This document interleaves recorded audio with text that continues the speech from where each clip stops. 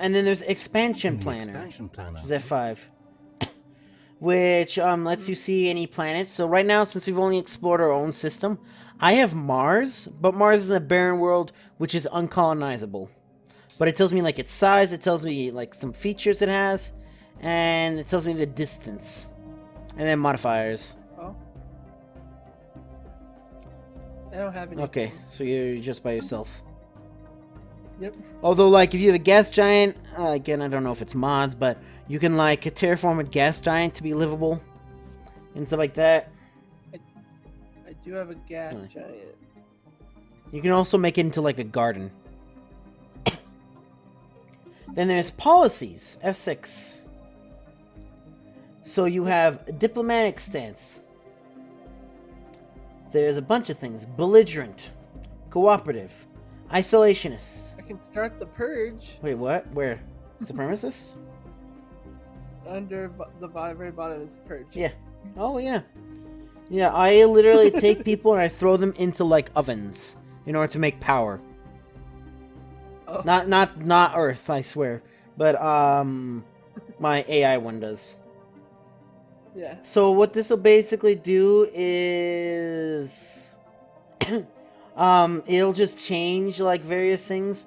So, like, belligerent, minus 10%, war exhaustion, plus 10% naval capacity, and minus 10% to claim. So that would be, like, if I attack, like, empires and all that stuff, and in order to, like, take, like, so as part of a war, you have to claim systems, so that after that war is done, and if you win that system, or win that war, or things settle status quo, then you can get your claims. And your claim, and then, you know, but you have to spend influence in order to make claims. And if you make claims while you're at war with that thing, then it takes double the normal cost. So you have different things. So war exhaustion is basically so if you lose a planet, like a planet gets like nuked out of existence, and then you gain like 10% war exhaustion. If you hit 100% war exhaustion, then you will automatically settle status quo or automatically surrender after about a year after you hit 100% war exhaustion. Yeah. And so that's one of the things I don't really like about this game is some stuff like that, like the war system. But and then diplomatic weight is like that whole weight in the Senate stuff. Naval capacity is like your 3 out of 30. I'm not going to explain what each thing is. Just like diplomatic influence, I'm not sure. But envoys, envoys are generally free. But if you do isolationist or belligerent, then you're gonna have to pay 0.25 influence in order to improve relations with other things. So yeah, border friction. Yeah. So what border friction does is it makes empires piss off at you. So, like, whenever you're next to an empire, if it has, like, you know, it's not, like, super xenophile or something like that, or especially, like, certain fallen empires, they will get, like, pissy at you, and they'll get angry at you that you're built right next to them. So that'll be, like, border friction. So, like, if plus 21% border friction, if I build next to an isolationist, then they'll have, like, they'll be unhappy with me. And they'll be unhappy with me much faster than if I build next to, like, an, xenophile. And then expansionist, which what I do is outpost build cost minus 10%, colony development speed plus 15%, but I have a plus 100% border friction. And then supremacist is like is basically like a way powerful, more belligerent. It looks like. But but I can't be supremacist because I cannot. It's not a country of type default. So because I'm a default country, I guess I don't know. It's a little weird because they do like sort of like is not of country type default. Like, what does that mean? Like, you know, is it? I don't know. I think that means that nothing can be supremacist at the beginning, and instead you have to like unlock that or change your stuff.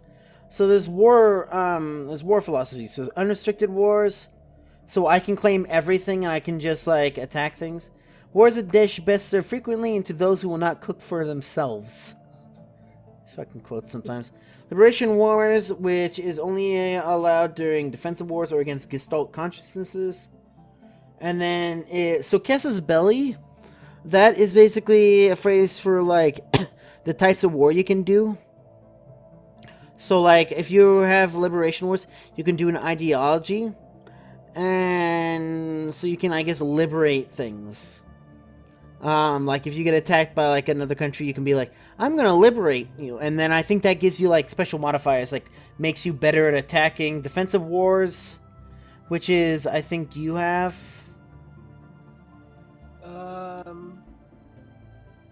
Where? Under war philosophy. War philosophy? Yeah, underneath diplomat. Liberation wars. Yeah. Okay. That's what I have there, Liberation wars. So that's like a defensive thing? Yeah, so claiming other systems. So you can't like expand via war unless you get attacked or you are attacking a Gestalt consciousness. Which Gestalt consciousness is like the Zerg. Or like an AI thing. Orbital bombardment, we talked about that. Like, you know, the less it is, like, the longer it takes to bombard a thing. But, like, you're gonna be able to have more stuff when you invade. So, like, for that, you would want to have, like, a really big, like, ground fleet. So you can just, like, steamroll everything. Resettlement lets you move populations between stuff. I've never really done that, but if you have, like, a population that's, like, you know, unemployed, you can force them to move to another planet. But I think that gives them, like, a specific negative, like, probably 25% happiness for a little bit for that specific population, but... Probably, because they're like, wow, my home, gone. Well, you never had a home. Then, First Contact. So, what that does is... So, there's peaceful or there's aggressive. Aggressive is... I'm locked. Yeah, I am too. Because aggressive is only militarists, xenophobes, or Gestalt. And that means that when you, like... Your ships will... you can tell your fleets to, like, do certain things. Like, either, like, attack anything in the system that's aggressive to you immediately without you specifically telling them to attack stuff. And that's what I always have. So they, like, defend themselves. And all of them defend themselves when I have multiple fleets. Because we'll get into that, but you can only have so... Like, you can't have a fleet with 30 ships in it. Because, you know, there's a certain, like, individual fleet power. Like, you should be able to see, actually, on your military fleet. Like, I have 3 out of 20. And because command limit. So, in order to hit my full 30, I'd have to make 2 fleets. One that's up to 20 and the other that's up to 10. Yeah. Okay. So First Contact Protocol, I've never done aggressive. But you'll just, like, attack people now and piss them off. Okay, borders. So that will, you can close borders to an empire. And, they can't enter your space. And if they're in your space when you close border, it'll basically make them, like, lost fleets. And they'll travel back to, like, their capital or whatever they set their, like, their home sector.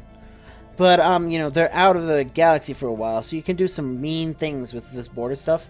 Because I've had it before, where I'm at war with another empire, but I can't attack their systems, because there's another empire between us two, and they've closed my borders to me. Closed their borders to me. So I can't move my fucking ships to them, and that's the thing that I do not like whatsoever about the war system in this game. Is that I feel like... Yeah. Because what I could do is, like, I could just surround you. You could, like, if you were, like, a military nation or something like that, you could just attack everyone and no one can attack you because I'll just have all my borders closed and they can't get past that. And that's what I think can happen, and that happens all the time. There's economic policy. So civilian economy, so consumer goods are better, but you get worse alloys. There's a mixed economy, which is neither good nor bad. There is an economy which is going to be more alloys, but less consumer goods. And I think you probably start in mixed always, unless you're maybe like militarist. Then trade policy. So you can basically you can choose what trade value does. So that's how trade value works. So wealth creation. So all my trade value is going to produce more electricity for me. You can do consumer benefits, so you'll get like a little bit of consumer goods as well as electricity.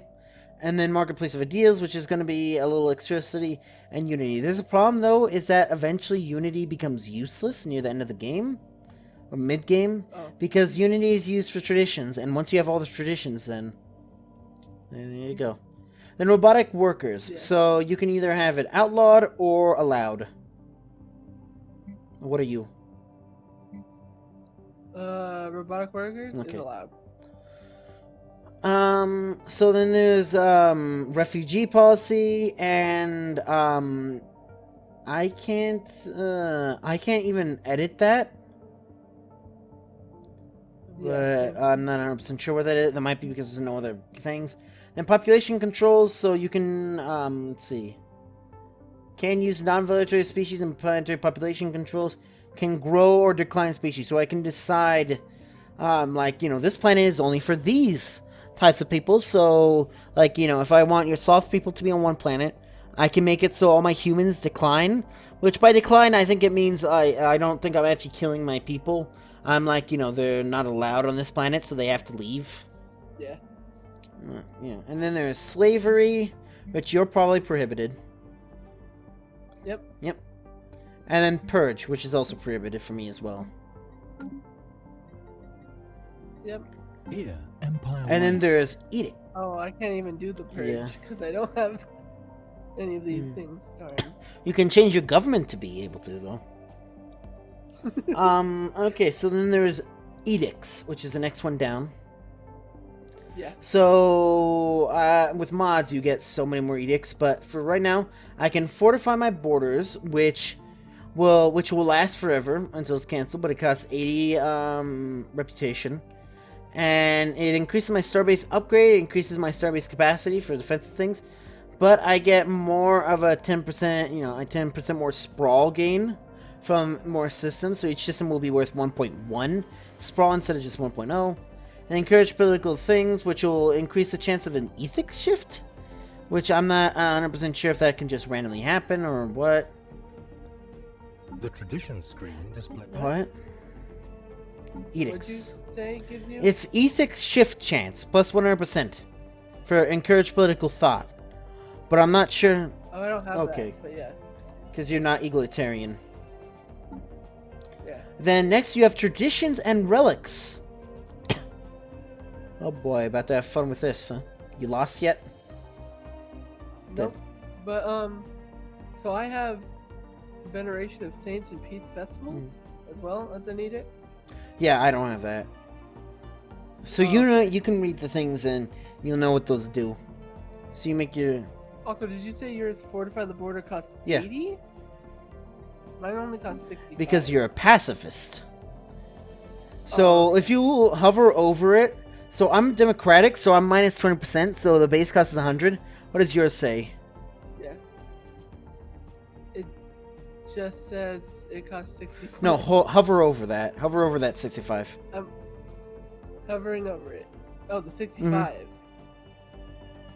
So I'm democratic, it says minus 20%. Spiritualistic is minus 5%. And then revered elder Dacum, charismatic, minus 10%. Because your ruler is charismatic. So, yeah, so you have easier edicts. So you're going to want to try and do edicts while that guy is in charge. Because then it's cheaper. Yeah. And you're not going to want to do it whoever your next president is.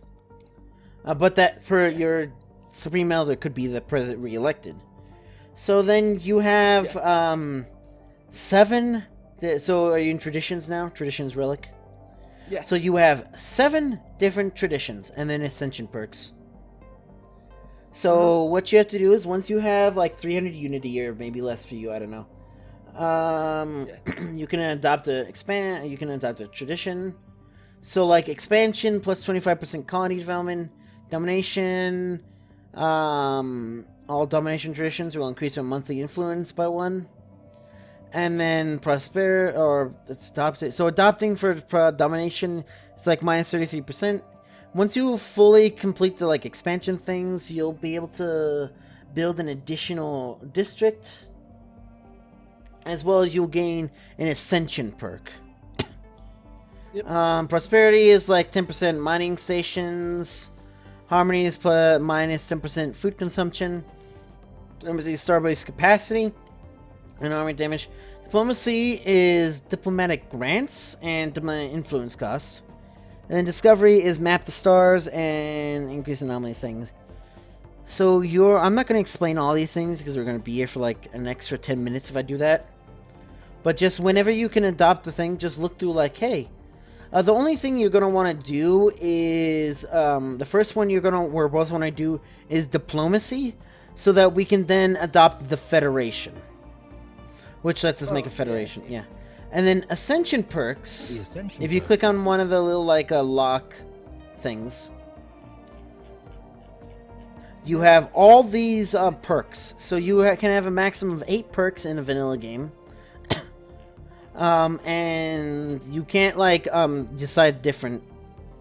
So these are the things that you can do. Yep. Let's see. So there is certain like ascendancies. So well, let's see. What do we have? So it looks like we can only do technological ascendancy. That's different. Okay, so there's not. So eventually, in like one of the DLCs or something, they introduced ascension. And one of the things is there are basically 3 different like ascension paths for your empire. So you can become a psychic empire. You can become like a biological empire. You can become a machine empire, or not machine, but cybernetics. And each thing has certain buffs, but it also pisses off certain people. Because I know, like, Fallen Empire spiritualists, Fallen Empires will be like, how could you be so naive to believe that, putting your consciousness in these robot bodies is like the same, you killed your souls. You're damned to hell. We will try now kill you now, basically. So yeah, all these things, certain ones require other ascension things to work, though. So they're like a little, like, upgrade paths. So, like, let's see. Where is it? Well, it looks to me like World Shaper needs, like, you need, like, climate restoration technology in order to use that. And it can't be your first one. And I think Grasp the Void. And, yeah, Grasp the Void. And those are, like, the only 2. And, like, Galactic Force Projection says it requires 2 other ascension and perks. Defender of the Galaxy. Yeah. Which is good for the endgame crisis. Which we'll get into when we get into it. Which will be a long time. Yeah, so that's your Unity things. Then you have relics. The relics screen. Which are basically, I don't even know if relics are even possible in a base game. Because they're from archaeology digs, generally. But I don't think there's going to be archaeology digs because we don't have the relics DLC. Okay, so then you have ship designer. I did mess around with this earlier. I made a ship. That's probably good. Yeah. So you have defensive platforms and you have corvettes. Yeah. So I generally have like I try to do like one of each thing, and I try and like keep all my fleets equal and all that stuff. That's probably not the best thing to do, but various things like you can. There's a lot of complicated things, and like certain species, depending on like certain fallen empires and certain like in-game crises, will like be really hard up in like one area. So like maybe they do a lot of like missile attacks. So if you just like make ships that are just all like flat cannons that they destroy missiles, because missiles are really powerful, but they can be destroyed by flat cannons. You do that, and then like you can like take on an in-game crisis that has like 250k per ship fleet, and like like 70 fleets. You can defeat that with like a 100k fleet because they just won't take damage. They'll just destroy all their rockets. Yeah. But so I like to keep things balanced, but that's because that's what I always do. And then so you have like red lasers and mass drivers. They do different things. And it depends. So you'll also see on like missile boat or whatever, you'll see an S for like corvettes. There's also an M and there's an L. And that depends, like it'll be a small red laser, a medium-sized red laser, a large red laser.